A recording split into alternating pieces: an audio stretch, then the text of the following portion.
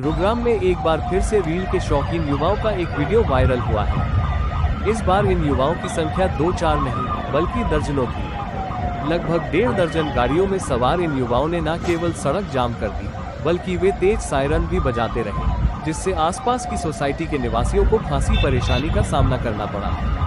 Video ऊपरी Dwarka expressway पर शोभा city society के पास का है।